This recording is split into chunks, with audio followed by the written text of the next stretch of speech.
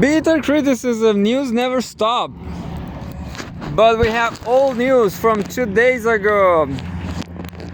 We don't know if Russia strike it. Well, I know. I know something about it, but I'm not sure. I'm not sure what is going on. Vem, Emílio, venga, aqui. This is Mimi, as you know. Mimi pay a visit to us on the, I forgot how to say, the apartment. Yeah, Mimi was there with us. I have a news from Pepe Escobar Telegram, from the Cradle, I guess, or Zero Edge, I guess, Zero Edge. The art of being eternally shocked. How the press and pundits are again mystified by the obvious. This was by Tyler Durden, Saturday, Saturday. This was from 3 days ago. Author by Jonathan Torley. No one will think of the Beltway as being a place of a naive innocence of our society. Washington is the only ecosystem composed entirely of apex predators. Yet, this week everyone seems to be eternally shocked by what has seemed obvious for years. By what has been obvious for years. Yeah, I know. You know, Atlanticism.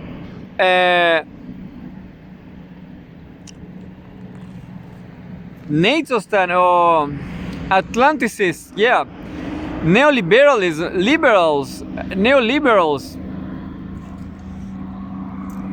They all they pretend to be nice people.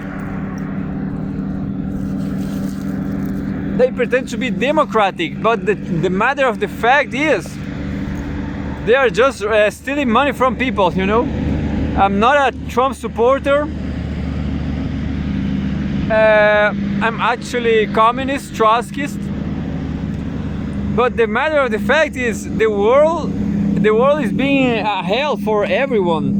And this just because of Atlanticist people. They pretend to be naive, but it's just like this guy said. Yeah, this week everyone seems to be eternally shocked by what has been obvious for years. We have a image from the famous drawing. The press and pundits are coming off an embarrassing couple of weeks where the Hunter Biden laptop was authenticated in federal court as real. This occurred in the trial of the president's son, almost on the anniversary of a debunked letter of intelligence officials claiming that the laptop appeared to be Russian disinformation. Biden then repeated the claim in the last presidential debates.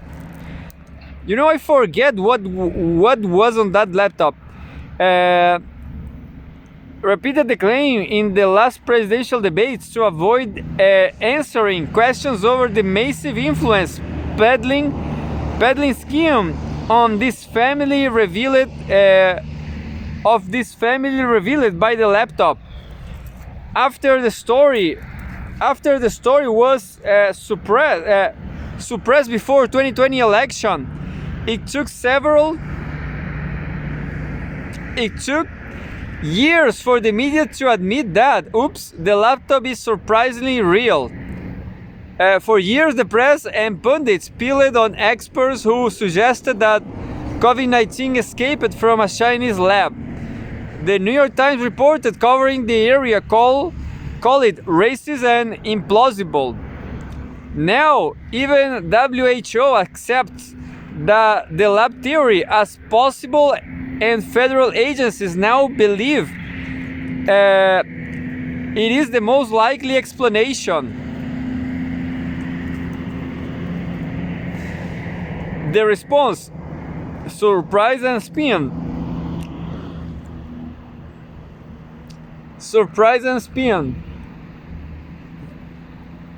This week, the Supreme Court ruled that the Justice Department has unlawfully charged hundreds of people with obstruction of an official proceeding after the January 6th riot. For years, objections to the excessive treatment of these cases were dismissed as the view of the radical right. Now, even Justice Ketanji Brown Jackson voted to toss out these convictions. Surprise!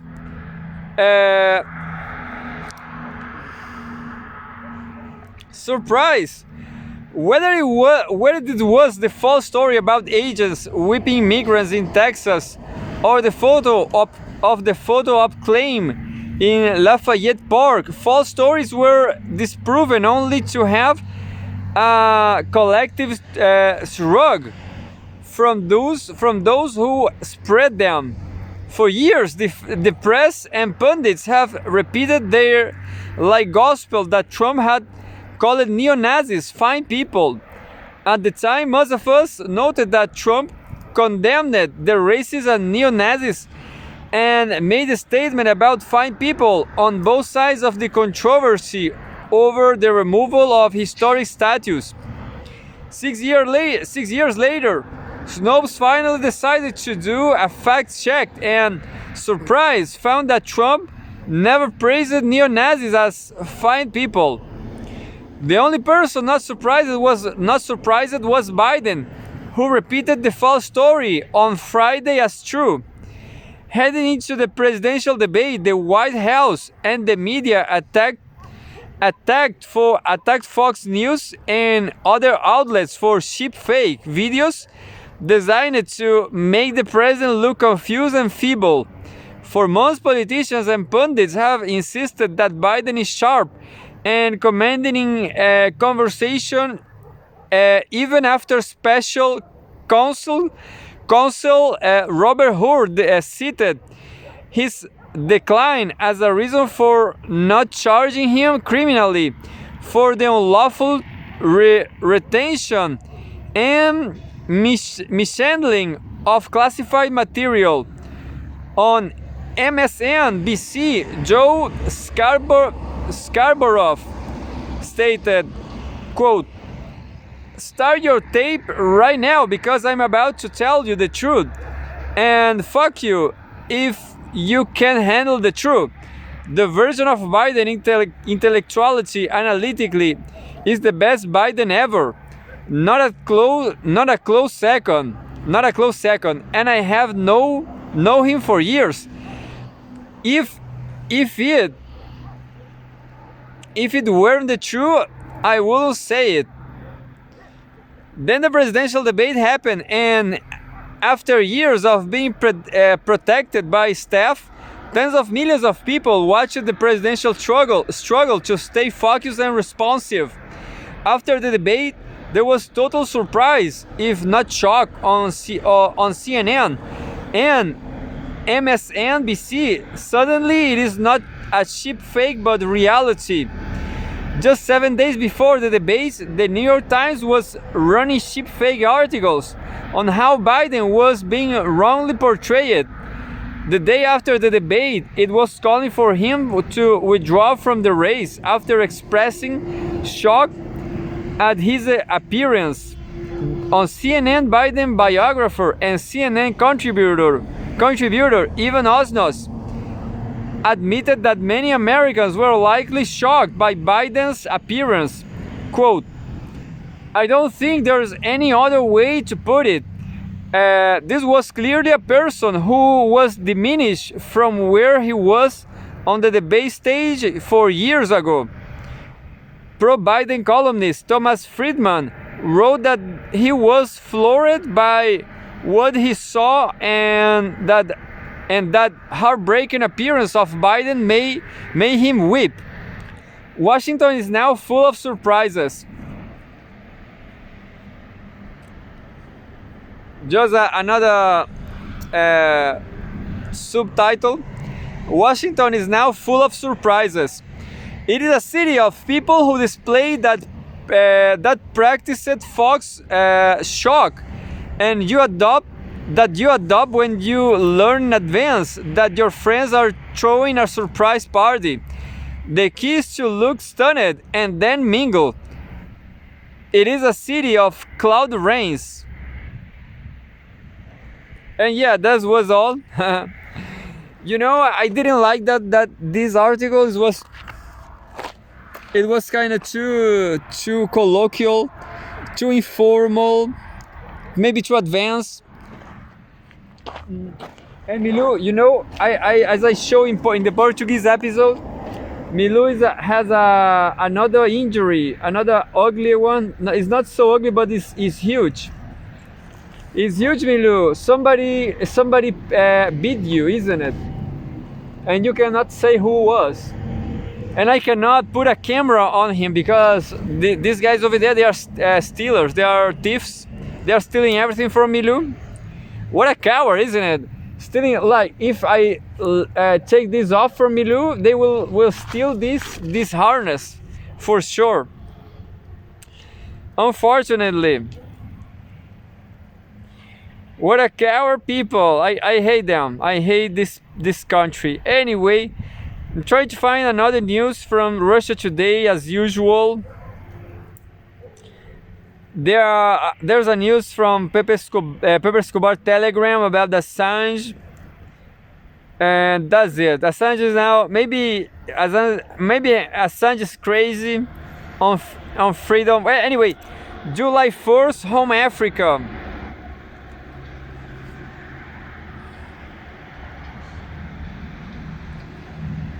This is an interesting story.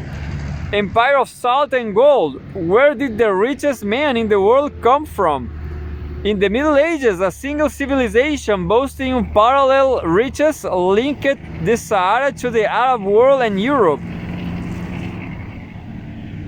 The pre-colonial history of African countries deserves close attention. The African continent became a place where great trading empires were born and flourished during the Middle Ages. The Sahel zone, the African sandy coast, which is a belt of land stretching from the Atlantic Ocean to the Red Sea, became a kind of civilizational center for the continent. It was here that some of the first African countries arose. Yeah, you know what I just was thinking about, that indeed Africa just started losing wars after the war machines, you know. Before that, I don't remember why. I just think that.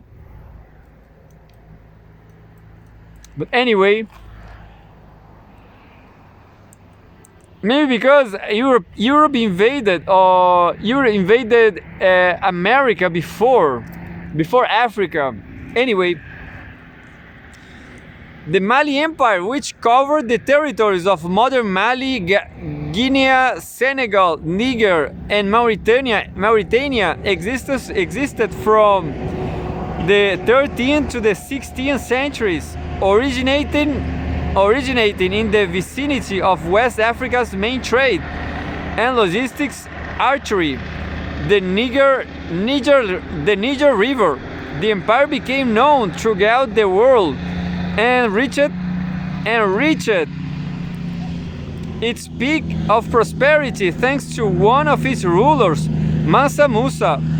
According to various studies, Mansa Musa was in power for more than 2 decades, from 1307, 1312 to 1332, 1337, and became the ninth ruler, or Mansa, of the empire. Translated from the Maninka language, Mansa means king or ruler. Despite his relatively short reign, his rule led to the rapid economic development of the Mali Empire, the expansion of its territory, and a rise in science and culture. We have a picture, Spain, Catalonia, Mansa Musa, king of Mali, holding a sphere and a piece of gold as represented in the Catalan Atlas by the Jewish illustrator Cresques Abraham, 1975. The ruler gained worldwide fame due to his untold wealth. Even in the 24th century, Mansa Musa is recognized as the richest man in the history of mankind. In 2014, the publication Celebrity Net Worth estimated that, by modern standards, the ruler's fortune will amount to $400 billion, which exceeds the capital of the Rothschild family and such figures as American entrepreneur John D. Rockefeller. Sources of wealth. It is rather difficult to make an accurate assessment of Mansa Musa's total personal wealth, since in the Middle Ages the concepts of rulers' personal wealth and the general state of the empire are generally closely intertwined. In the 24th century, just as in the 14th century, just as in the 21st, untold wealth was accumulated due to the country's strategic location, covering most of the Niger River Valley and the surrounding areas of the Sahara Desert. The Mali Empire controlled the main routes along which the lucrative gold and salt trade with both Arab and Mediterranean countries took place. At that time, gold had already become both a symbol of prestige and a settlement currency, while salt was necessary for preserving food. This made sense. Commodities essential for meeting the key needs for that time. Deposits of basic commodities were also located on the empire's territory, and Mali's geographical location allowed its ruler to set taxes and trade duties, as well as to regulate the logistics chains of that time. The former brought the largest revenues to the state coffers. Thus, the Mali Empire occupied a central position in trans-Saharan trade, connecting West Africa, the Mediterranean, and the Arab world. Anyway, I'm not gonna read everything, but there's a classical comment that, well, Mansa Musa lived in the 1300s, but he didn't have a camera, you know, he didn't have a cell phone, he didn't have a freezer, he didn't have anything, you know. He don't even have an nest for his dog. Look, like this. He don't even have a dog. No, I'm sorry. I guess he did have a dog. Isn't it, Milu? Milu, you are injured, baby. Milu is injured. His skin is injured. What is more important? He didn't have internet, cell phone, fridge, you know. So that's not impressive. That's not so impressive, in my opinion. Yeah. What else? He didn't got vaccines.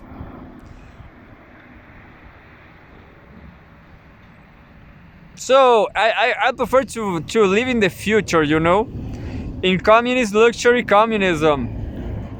So more news about North Korea. More news about the future. North Korea is the future, people. Yeah. 1st July 2024. Home World News. North Korea switches to Russian satellite for state TV broadcasts. Reuters. The change makes it difficult for South Korea to monitor output, the news agency reported.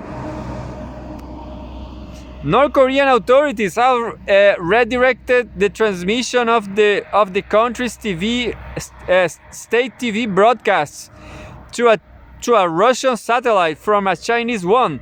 Reuters reported on Monday. Oh, I'm sorry. On Monday, citing South Korea's unification ministry. Signals from North Korea's central television have been carried by a Russian satellite express 103 since June 29, according to a South Korean satellite dish service provider.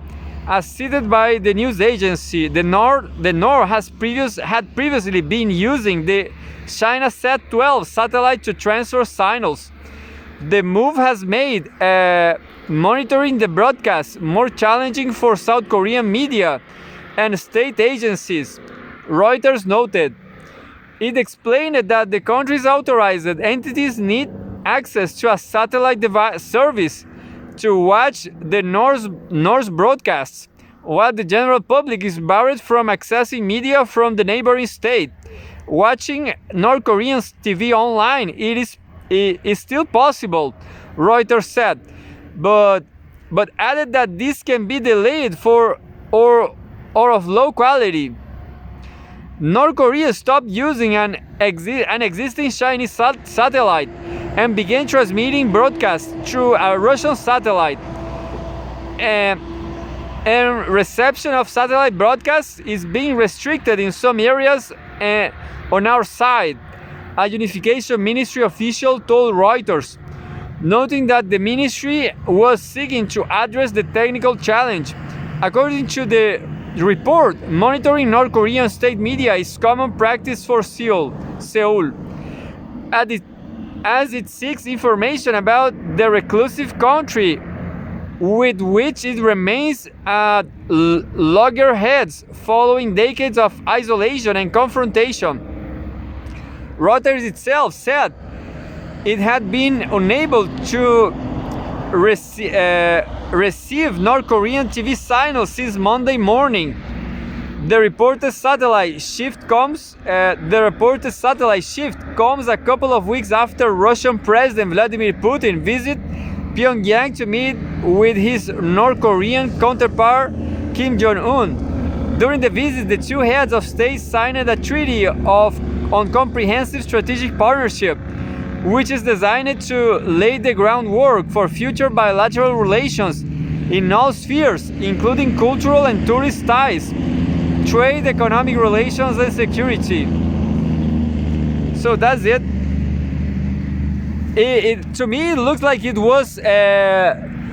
wasn't so long ago, you know. That visit was just 2 days ago, maybe. I have this feeling.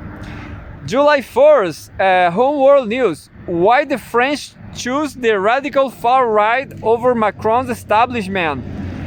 The overconfident president got what was coming when his party suffered a massive defeat in the first round of the national election. This is Rachel Mardsen. Rachel Mardsen, a columnist, political strategist, and host of independently produced talk show in French and English, and I guess she is Pepe Escobar's girlfriend. In my opinion, I guess maybe she is. Who knows?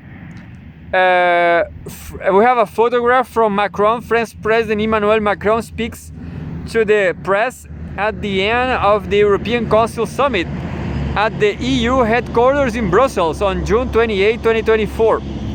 French President Emmanuel Macron figured that he would toss a grenade at the anti-establishment right that beat his team in the European parliamentary election last month. As the Le Monde reported, he apparently figured that even though French voters favored Marine Le Pen's National Rally Party to keep Brussels autocrats in check, surely they will still find the so-called far right too scary up close in a national election. So Macron triggered what might go down as one of the dumbest enforced errors in political history.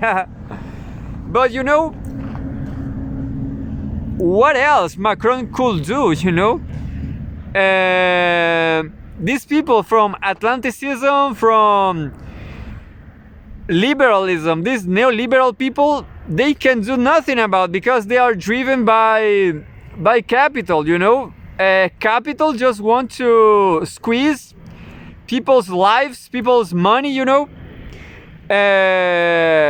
they don't have, France don't have young people for work, I guess. I'm not sure about that, but that's how things are.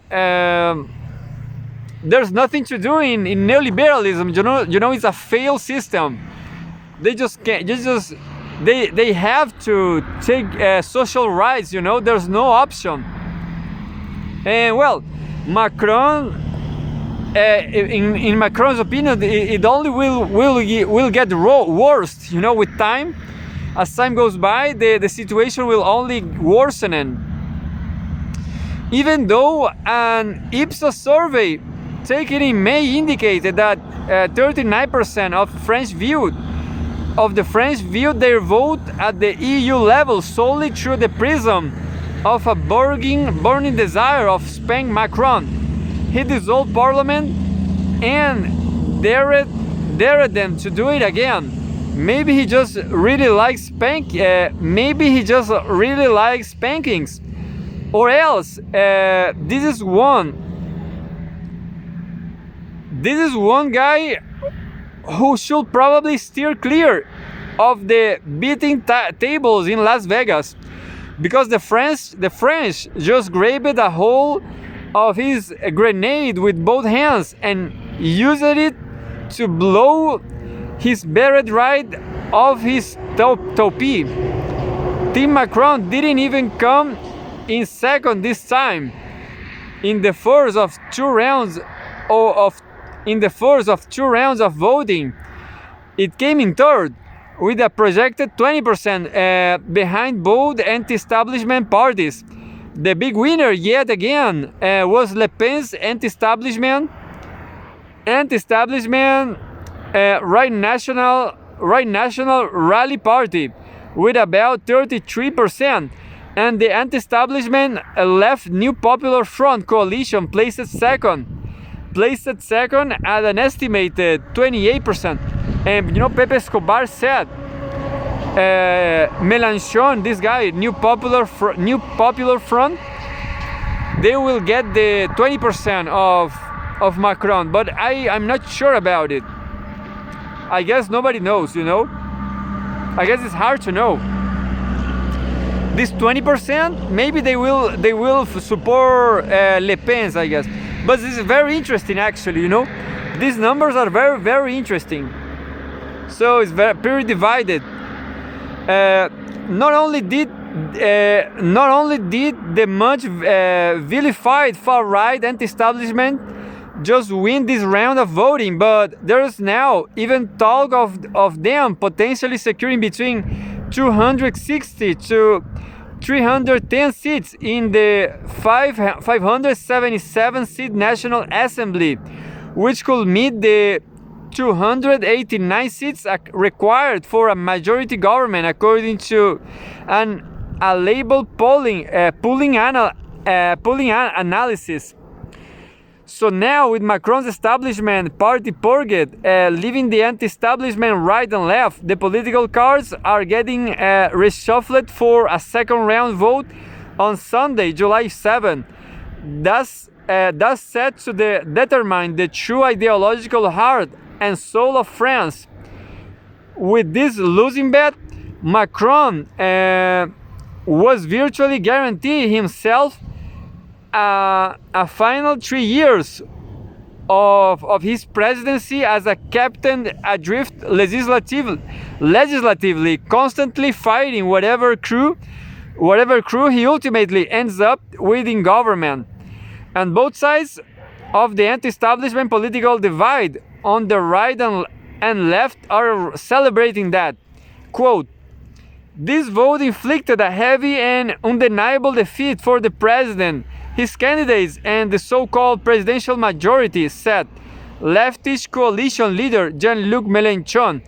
But then he called on his party's candidates currently running in third place, heading into the final round, to drop out if the National Rally has any chance of winning.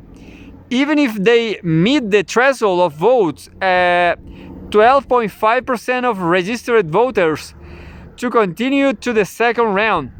This will mean that Team Mélenchon will effectively be supporting the Macronist establishment candidates. There's leftist logic for you. It's awesome that we defeated the establishment, but please vote for it now over our anti-establishment rival. But I don't know why Mélenchon is not going to anyway. But yeah, it's just what's happening in the U.S. You know, it's something like it's not Mélenchon in the U.S. You know, it's not Bernie Sanders, but something like that.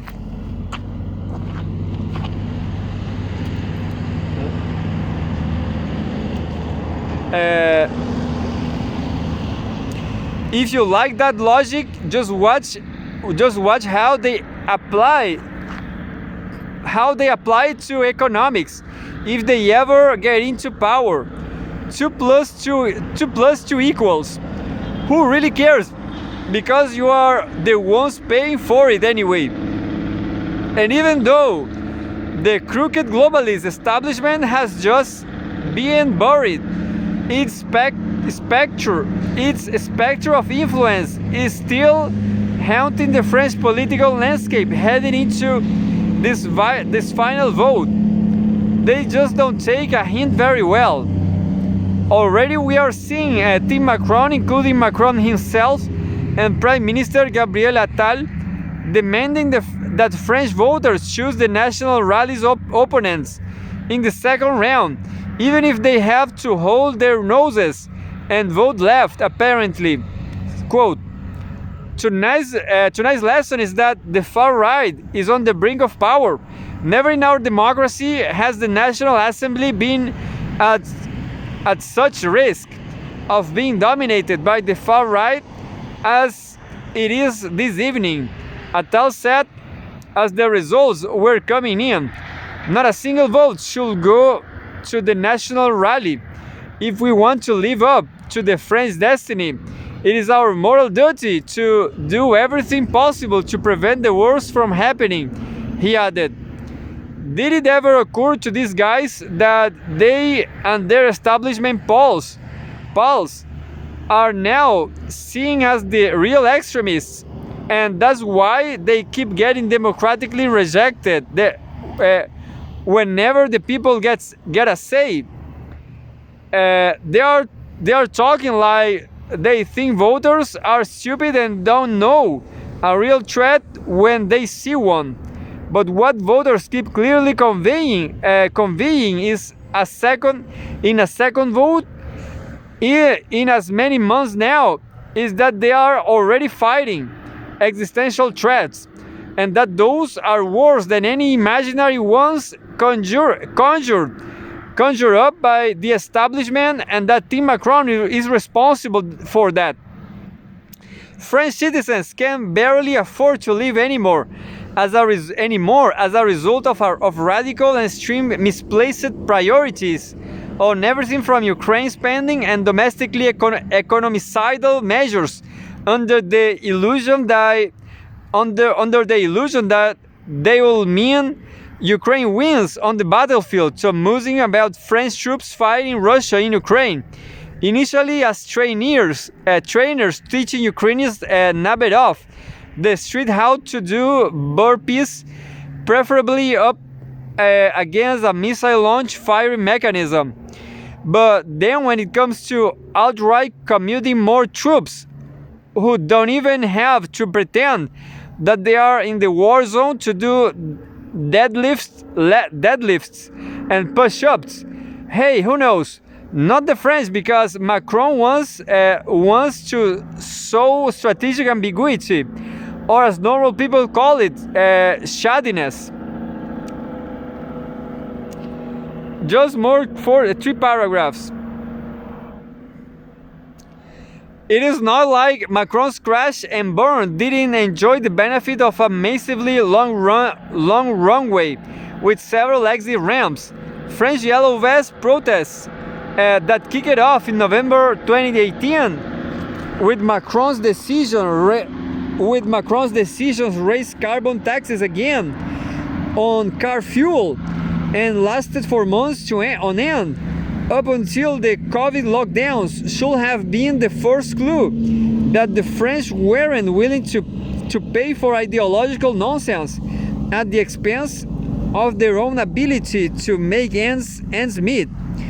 But then he and his elitist autocrat pulse persisted with increasingly stifling climate change costs and regulations that messed with the price and availability of the food that the French put on their tables, on their plates. Nothing radical about that, right? For all his existence on democracy, Tim Macron also reigned through unpopular laws, with the Article 49.3 constitutional clause forcing their passage. And now it's just such a big mystery why the French are no longer deterred by Macron's qualifying the opposition as extreme. And what has he done about the increasingly extreme immigration and insecurity situation, with French voters largely considered to be linked and one of the top three issues in this election, alongside purchasing power and the perception of France in the world? Clearly not enough. So now he's resorting to blowing a kiss to the left, treating them like the last hope to save voters from themselves and from what they keep telling him they want.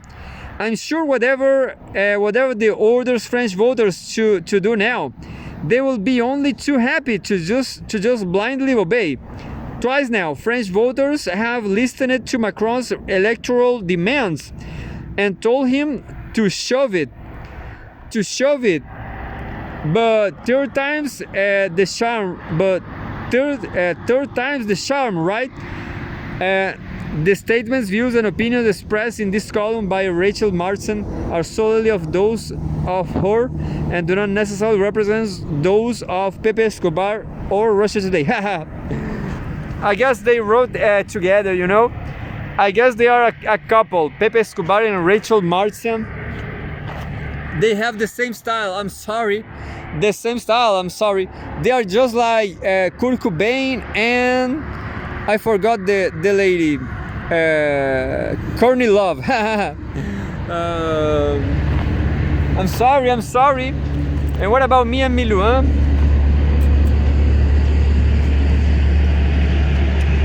Milu is injured. He has an injury. Milu wants to go free, but Milu is in a bad. He has a bad week because he got beaten by a dog, and then some human being beat him. He's been a bad. I forgot now. A bad couple of days. I'm going to read some headlines and then I'm going to release Tommy. July 1st, Home World News. Democrats could have no alternative to Biden, analysts. This is interesting. It will be unprecedented for another candidate to build a campaign to beat Donald Trump on such short notice, experts wrote for Times. Yeah, it's interesting, but I'm going to read this because it's too long. Yeah, it's too long. I'm going to read it in the bus. Russian forces, well, I'm going to show you the news. This is the news. It's very interesting.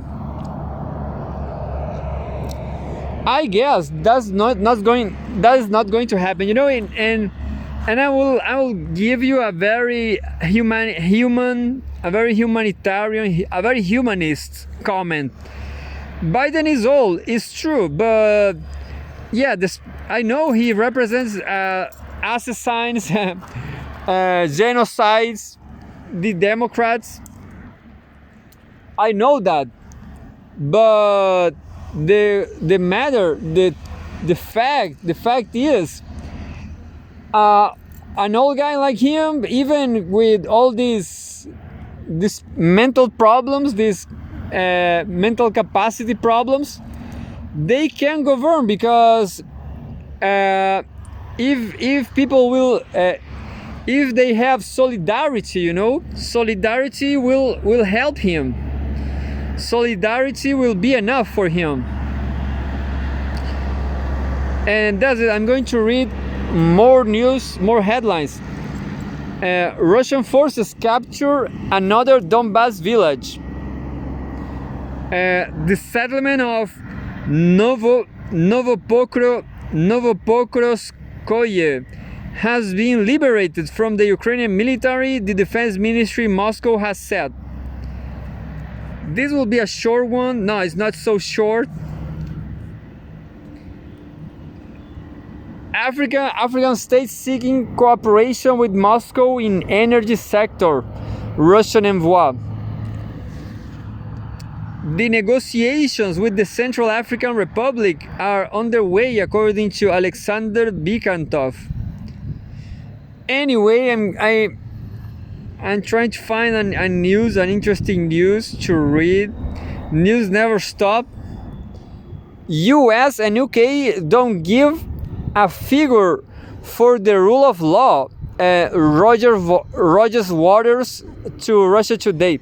This is the Pink Floyd vocals. Washington and London will do anything to conceal their crimes, the Pink Floyd co-founder has claimed. Just a minute, Milou. Just a second. And then we have news from CGTN.